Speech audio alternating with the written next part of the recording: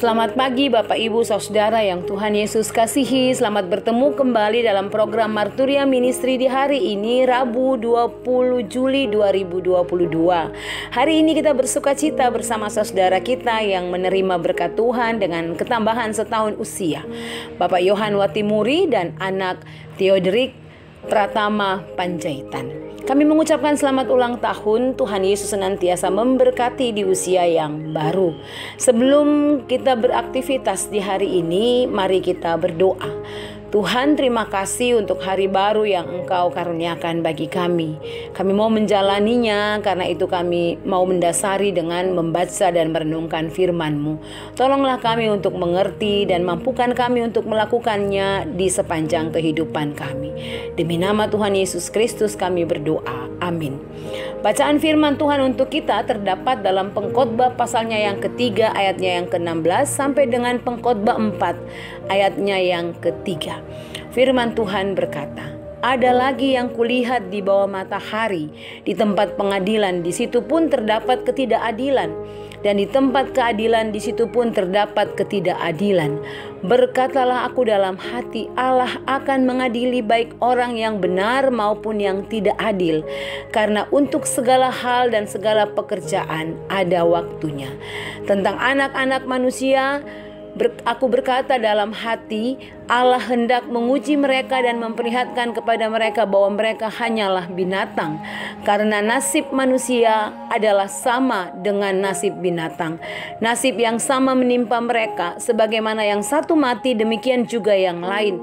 Kedua-duanya mempunyai nafas yang sama dan manusia tidak mempunyai kelebihan atas binatang, karena segala sesuatu adalah sia-sia. Kedua-duanya menuju satu tempat, kedua-duanya terjadi dari debu dan kedua-duanya kembali kepada debu. Siapakah yang mengetahui apakah nafas manusia naik ke atas dan nafas binatang turun ke bawah bumi? Aku melihat bahwa tidak ada yang lebih baik bagi manusia daripada bergembira dalam pekerjaannya, sebab itu adalah bahagianya. Karena siapa akan memperlihatkan kepadanya apa yang akan terjadi sesudah dia? Lagi aku melihat segala penindasan yang terjadi di bawah matahari, dan lihatlah air mata orang-orang yang ditindas dan tidak ada yang menghibur mereka, karena di pihak orang-orang yang menindas ada kekuasaan. Oleh sebab itu aku menganggap orang-orang mati yang sudah lama meninggal lebih bahagia daripada orang-orang hidup yang sekarang masih hidup. Tetapi yang lebih bahagia daripada kedua-duanya itu kuanggap orang yang belum ada, yang belum melihat perbuatan jahat yang terjadi di bawah matahari. Demikian firman Tuhan. Bapak Ibu Saudara, tidak ada seorang pun yang mau dengan rela hati diperlakukan tidak adil. Dan tidak ada orang yang mau hidup dengan ketidakadilan. Yang ada orang akan menghindar dari ketidakadilan itu.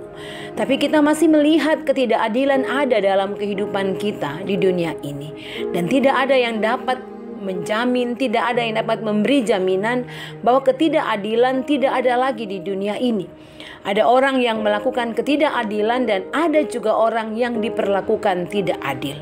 Orang yang melakukan ketidakadilan biasanya orang yang mempunyai kuasa.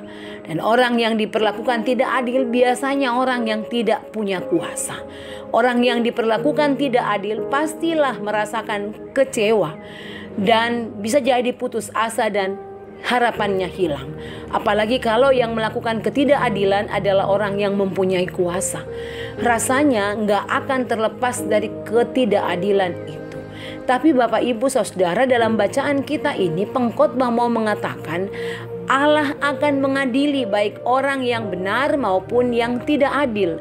Karena untuk segala hal dan segala pekerjaan ada waktunya. Bapak Ibu Saudara, ada waktunya keadilan Allah dinyatakan. Ada waktunya Allah mengadili yang benar dan juga yang tidak adil. Bapak Ibu Saudara, ketika Allah yang mengadili, maka Allah akan membalikkan dari ketidakadilan menjadi keadilan. Dan setiap orang yang melakukan ketidakadilan, mereka akan mempertanggungjawabkan semua perbuatan-perbuatan mereka. Hukuman Allah pasti berlaku bagi mereka. Mereka akan menerima hukuman Allah. Dan orang yang benar pasti menerima berkat dari Tuhan. Oleh karena itu, ibu bapak saudara yang Tuhan Yesus kasihi, mari menjalani kehidupan kita dengan melakukan hal-hal yang benar di mata Tuhan, menyatakan keadilan dimanapun Tuhan menempatkan kita, supaya kita diberkati oleh Tuhan dan hidup kita tidak menjadi sia-sia. Tuhan Allah memampukan kita untuk melakukan firman Tuhan ini. Amin. Mari berdoa. Tuhan Yesus, tolong kami dalam menjalani kehidupan di hari ini, untuk kami tetap hidup menurut kehendak-Mu, sehingga kami dapat menjadi orang yang benar dan kami dimampukan untuk menyatakan keadilan di sepanjang kehidupan kami. Demi nama Tuhan Yesus Kristus kami berdoa. Amin. Demikian renungan kita Bapak Ibu Saudara, selamat beraktivitas, jaga kesehatan kita masing-masing, patuhi protokol kesehatan. Tuhan Yesus memberkati.